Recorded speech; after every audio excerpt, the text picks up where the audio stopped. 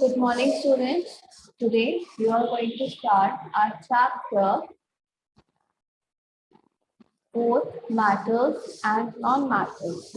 Okay, so let's continue our chapter.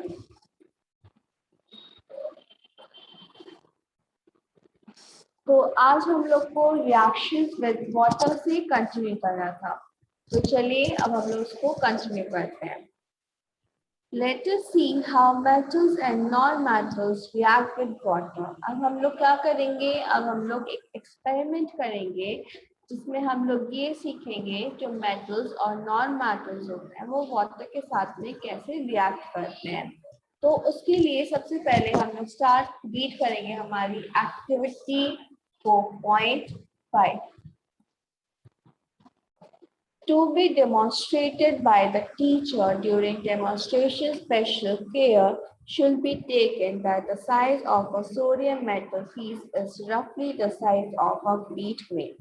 तो ये जो एक्सपेरिमेंट है इसको करते वक्त हम इस बात का ध्यान रखेंगे कि जो हमारा सोडियम का जो साइज है, जो हमारा मेटल सोडियम है उसका जो साइज है वो एक ग्रेन की साइज के जितना है. It should be held with a pair of tongs. तो इसलिए हम उसको किससे होल्ड करेंगे, पेयर ऑफ tongs से होल्ड करेंगे. तो अब हम लोग हमारा एक्सपेरिमेंट देखते हैं. Take a 250 ml beaker glass tumbler, fill half of it with water. हम क्या करेंगे, एक 250 ml का बीकर लेंगे या ग्लास लेंगे और उसको हाफ वाटर से फिल कर देंगे. Now carefully cut a small piece of sodium metal. और फिर क्या करेंगे, ध्यान से सोडियम मेटल के पीस को कट करेंगे. Dry it using filter paper and wrap it into a small piece of cotton. और क्या करेंगे, उसको हम ड्राई करेंगे फिल्टर पेपर के हेल्प से और एक कॉटन पीस में उसको रैप कर देंगे.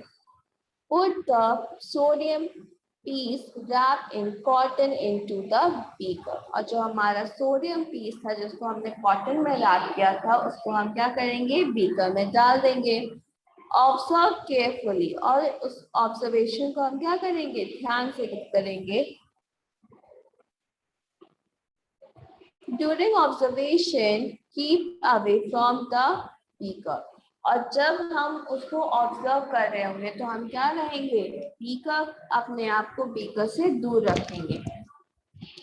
When reaction stop, touch the beaker. What do you feel? जब क्या होगा, रिएक्शन स्टॉप हो जाएगा, रुक जाएगा, तो आप बीकर को टच करेंगे और बताएंगे आप कैसा फील कर रहे हैं. Has the beaker become hot? क्या जो बीकर है हमारा वो हॉट हो चुका है, मीन्स गर्म हो चुका है. Test the solution with red and blue litmus paper.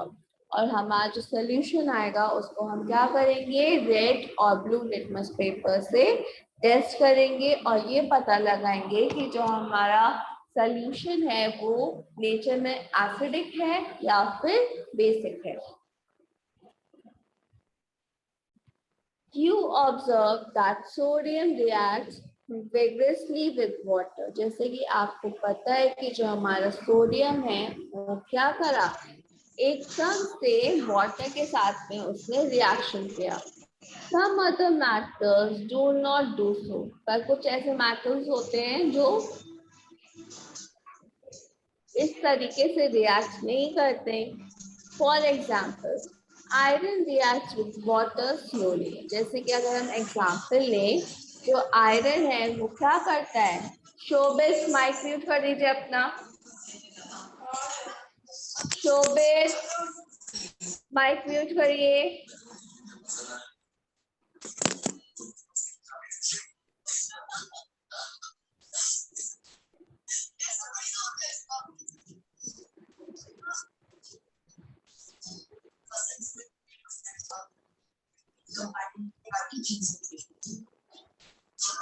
Showbiz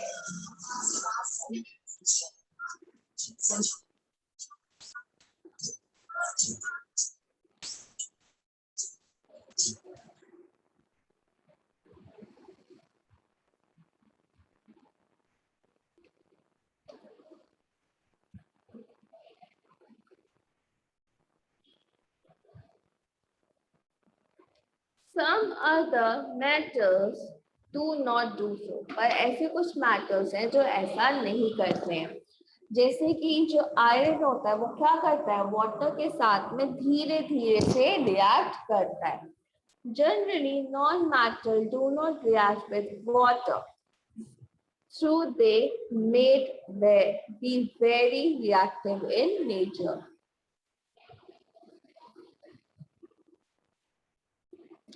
जो हमारे नॉन मेटल्स हैं वो क्या करते हैं, वाटर के साथ में रिएक्ट नहीं करते हैं, बल्कि वो क्या करते हैं, वो वैसे भी एयर के साथ में ज्यादा रिएक्ट करते हैं. Such non-metals are stored in water. तो इसीलिए ऐसे जो नॉन मेटल्स होते हैं उनको हम किस में स्टोर करते हैं, उनको हम वाटर में स्टोर करते हैं. मीन्स वो मेटल्स, वो नॉन मेटल्स जो एयर के साथ में रिएक्ट करते हैं पर वाटर के साथ में रिएक्शन नहीं करते हैं, ऐसे मेटल्स को हम किस में रखते हैं, वाटर में रखते हैं. For example, phosphorus is a very reactive non-metal. जैसे कि हमारा phosphorus एक क्या है, very reactive non-metal है. It catches fire if exposed to air. अगर क्या होता है, अगर ये एयर में मिलता है ये तो क्या कर लेता है, फायर कैच कर लेता है. To prevent the contact of phosphorus with atmospheric oxygen, it is stored in water. इसीलिए ताकि जो फॉस्फोरस है वो क्या करे, एयर के साथ में मिल के, मतलब कि एयर के साथ में जब मिले तो रिएक्ट ना करे, और इसलिए क्या किया जाता है, इसलिए इसको वाटर में स्टोर किया जाता है. अब नेक्स्ट आते हैं हमारे रिएक्शंस विद एसिड्स. अब एसिड्स के साथ में कैसा रिएक्शन होता है, let us see how metal and non metal behave with acid. अब हम लोग देखते हैं कि जो हमारे मेटल और नॉन मेटल्स हैं वो एसिड के साथ में कैसे रिएक्ट करते हैं. तो पहला आता है हमारा activity 4.6. Warning, keep the mouth of the test tube away from your face. इस बात का ध्यान रखिएगा, जो टेस्ट ट्यूब का माउथ होगा उसको अपने फेस से हमेशा क्या रखिएगा, दूर रखिएगा. Use test tube holder to hold the test tube. और इसको होल्ड करने के लिए किसका यूज करेंगे, हम टेस्ट ट्यूब होल्डर का यूज करेंगे. टेक सैंपल ऑफ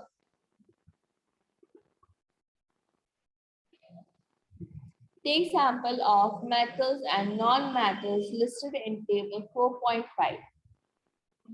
तो यहाँ पे हमें टेबल 4.5 में जितने भी हमें मेटल्स और नॉन मेटल्स दिए गए हैं इनको हम ले लेंगे.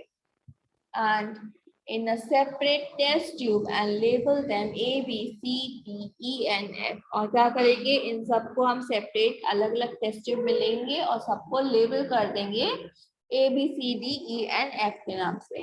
With the help of a dropper, add 5 ml of dilute hydrochloric acid to test tube one by one. और क्या करेंगे, एक एक करके हम इन सभी टेस्ट ट्यूब्स में 5 ml क्या डालेंगे, डाइल्यूट हाइड्रोक्लोरिक एसिड को डालेंगे. Observe the reaction carefully. और ध्यान से जो भी रिएक्शन हो रहा होगा उसको देखेंगे. If no reaction occurs in the cold solution, warm the test tube gently. अगर कोल्ड सोल्यूशन में हमारा जो सोल्यूशन क्या है वो कोल्ड है, अगर उसमें कोई भी रिएक्शन नहीं हो रहा है तो हम क्या करेंगे, हम जेंटली हमारे टेस्ट ट्यूब को क्या करेंगे, वार्म करेंगे, मीन्स गर्म करेंगे. During the burning matchstick near the mouth of the test tube.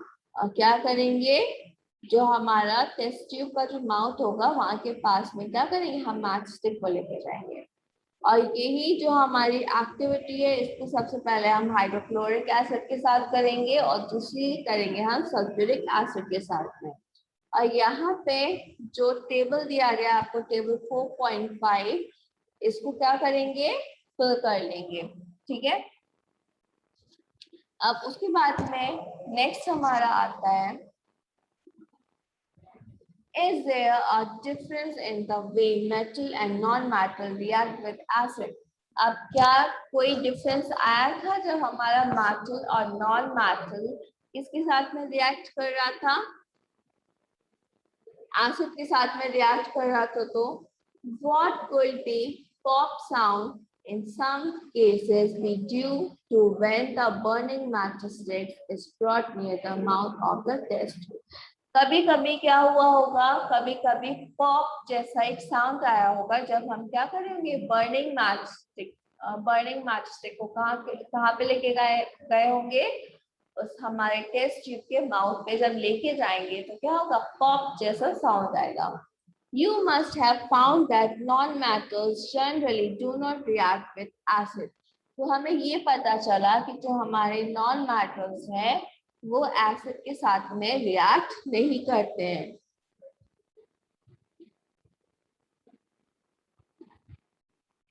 But metals react with acid and produce hydrogen gas that burns with a pop sound. पर जो हमारे मेटल्स थे उन्होंने क्या किया, उन्होंने एसिड के साथ में रिएक्शन करा और क्या करा, हाइड्रोजन गैस को रिलीज किया, जिसकी वजह से क्या हुआ था, पॉप साउंड आया था. You must have noticed that copper should not react with dilute hydrochloric acid. जैसे कि आपने नोटिस करा होगा जो हमारा कॉपर होता है वो डाइल्यूट हाइड्रोक्लोरिक एसिड के साथ में रिएक्ट नहीं करा, जबकि हमने उसको हीट भी किया, बट वो किसके साथ में रिएक्ट करा, सल्फ्यूरिक एसिड के साथ में उसने रिएक्शन किया. अब नेक्स्ट आता है हमारा रिएक्शन विद बेस. अब बेस के साथ में अगर हम रिएक्ट करेंगे तो क्या होगा, अभी हमने पहले रिएक्शन किया था एसिड के साथ में, अब हम बेस के साथ रिएक्ट करेंगे. तो to be demonstrated by the teacher during prepare the sodium hydroxide solution. तो ये सबसे पहले हम क्या करेंगे, इसके लिए सबसे पहले हम इसके लिए सोडियम हाइड्रोक्साइड का एक सॉल्यूशन बनाएंगे. Care should be taken that pellets of sodium hydroxide are handled with a plastic sepulate. तो इस बात का ध्यान रखेंगे जिसमें भी हम सोडियम हाइड्रोक्साइड का सॉल्यूशन बनाएंगे उसको हम प्लास्टिक हैंडल्स पे होल्ड करेंगे. Prepare a fresh solution of sodium hydroxide in a test tube by dissolving 3 or 4 pellets of it in 5 ml of water. हम क्या करेंगे, सबसे पहले 3 से 4 पैलेट्स ऐड करेंगे 5 ml वाटर में और क्या करेंगे, सोडियम हाइड्रोक्साइड का सॉल्यूशन बनाएंगे. Drop a piece of aluminium foil into it और क्या करेंगे, एल्युमिनियम फॉइल का एक पीस इसमें हम डाल देंगे. Bring a burning matchstick near the mouth of the test tube और क्या करेंगे, इस मैच स्टिक को हम कहाँ पे लेके आएंगे, टेस्ट ट्यूब के माउथ पे लेके आएंगे और उसको ध्यान से नोटिस करिएगा. What does the pop sound indicate? जो पॉप साउंड आता है उसका मतलब क्या है. As before, the pop sound indicates the presence of hydrogen gas. जैसे कि अभी हमने एसिड में पढ़ा था, जो पॉप साउंड होता है वो हमें क्या इंडिकेट करता है, वो हमें ये बताता है कि वहां पे हाइड्रोजन गैस प्रेजेंट है कि नहीं है. Metals react with sodium hydroxide to produce hydrogen gas. और जो metals होते हैं वो क्या करते हैं,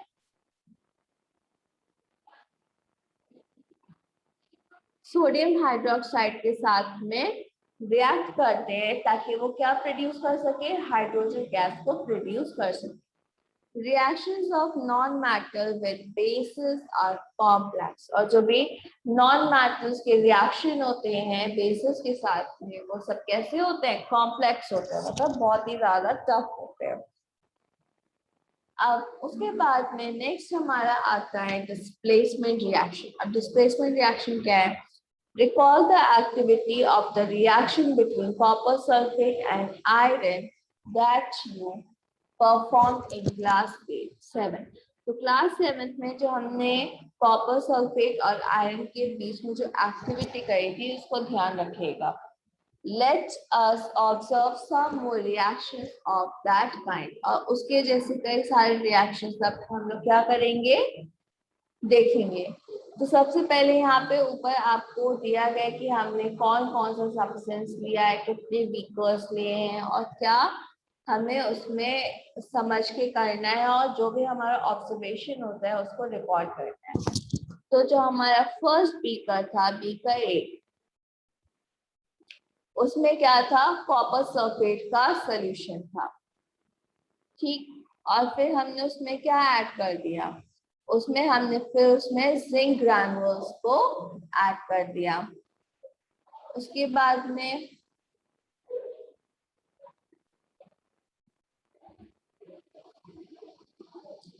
जो बी का बी था हमारा, इसमें भी हमारा कॉपर सल्फेट था, और फिर हमने क्या किया, इसमें आयरन नेम्स को ऐड कर दिया। कॉपर सी, बी का सी में हमारा जिंक सल्फेट था, और फिर हमने क्या किया, इसमें कॉपर ट्यूमिंग्स को ऐड कर दिया। डी का डी में हमारा आयरन सल्फेट था, इसमें हमने कॉपर ट्यूनिंग्स को ऐड कर दिया, और बी का ई में हमारा जिंक सल्फेट था, इसमें हमने आयरन नेम को ऐड कर दिया। तो इनसे क्या कौन सा रिएक्शन बनता है ये आपको करना है। तो ये इस तरह के जो रिएक्शंस होते हैं इनको हम डिस्प्लेसमेंट रिएक्शन बोलते हैं। और ये जो आपका एक्टिविटी 4.8 है, इसको आपको एक्सपेरिमेंट 1 डाल के अपनी कॉपी में करना है।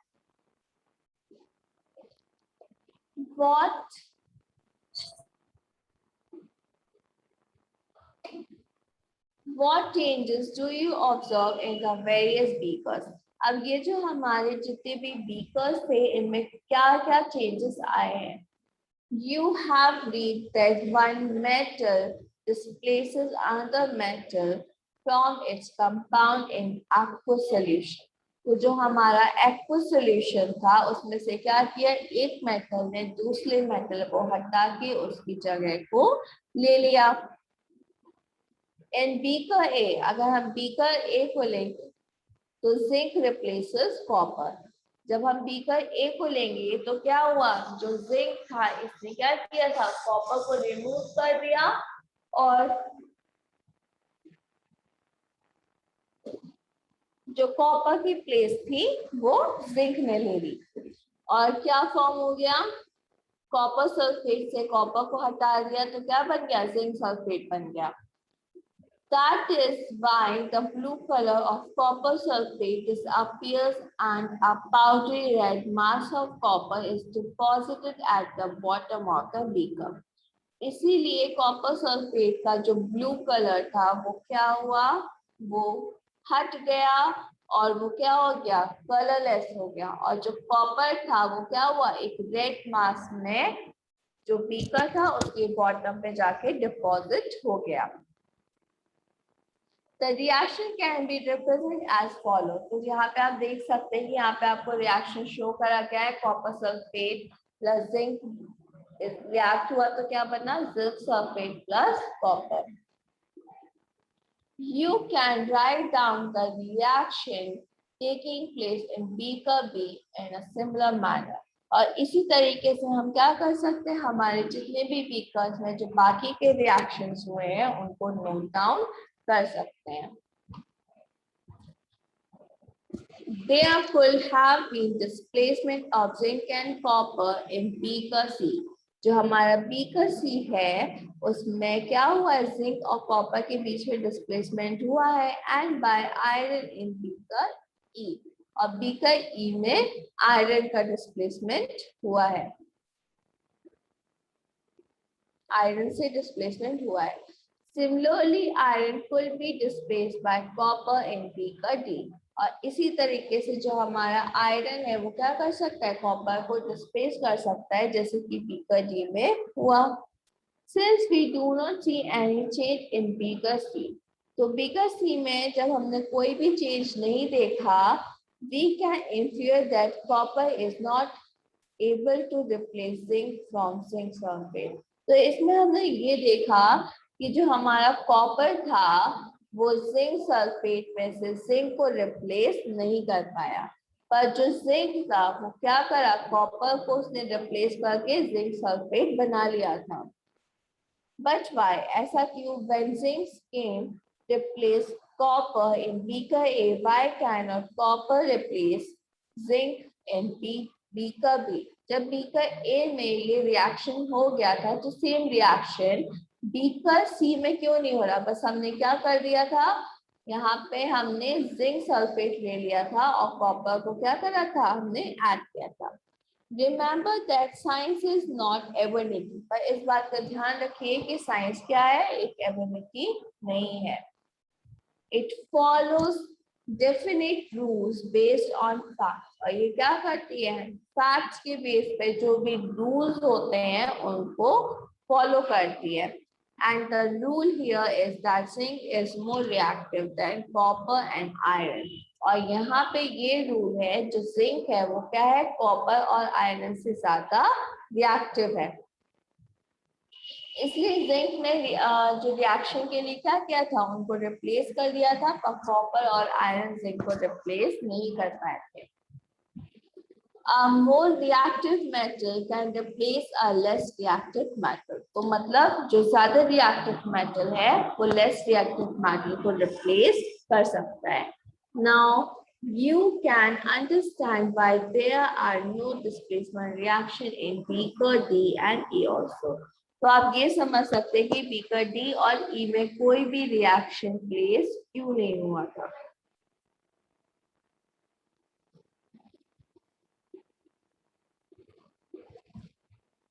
Can you guess the sequence of metal from more reactive to less reactive among zinc, iron and copper?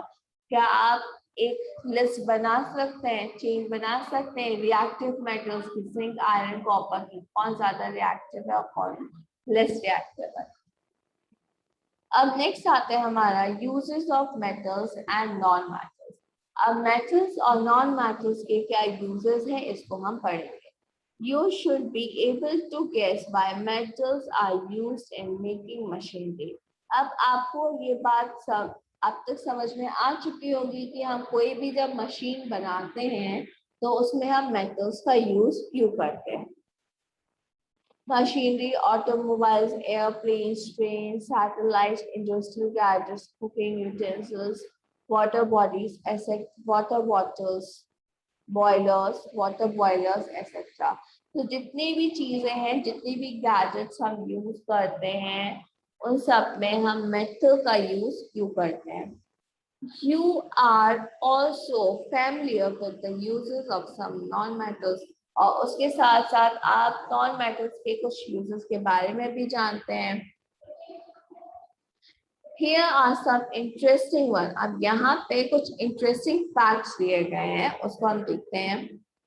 We are sure that you will guess them right. तो हम लोग श्योर हैं कि आप लोग क्या करेंगे, इसको सही guess करेंगे। First है आपका metal is essential for our non-metal is essential for our life, which all living beings inhale during breathing. तो जैसे कि आपको पता है कि जो नॉन मेटल्स होते हैं, ये क्या होते हैं, हमारी लाइफ के लिए बहुत ज्यादा जरूरी होते हैं, जिनको हम क्या करते हैं, ब्रीथ करते हैं। सेकेंड है आपका non metals use in fertilisers to enhance the growth of plant.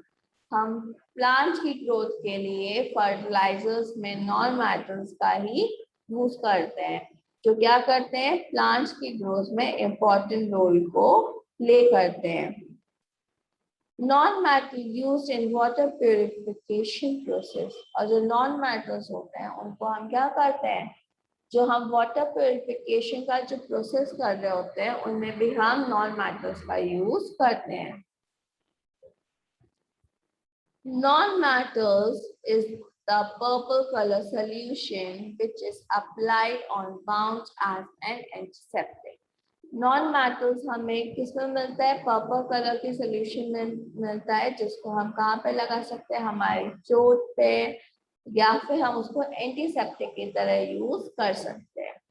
Non metal used in crackers, और जितने भी हमारे क्रैकर्स होते हैं, मींस पटाखे होते हैं, सब में हम किसका यूज करते हैं? सब में हम नॉन मेटल का यूज करते हैं. You may add some more uses of metals and non-metals from your experience.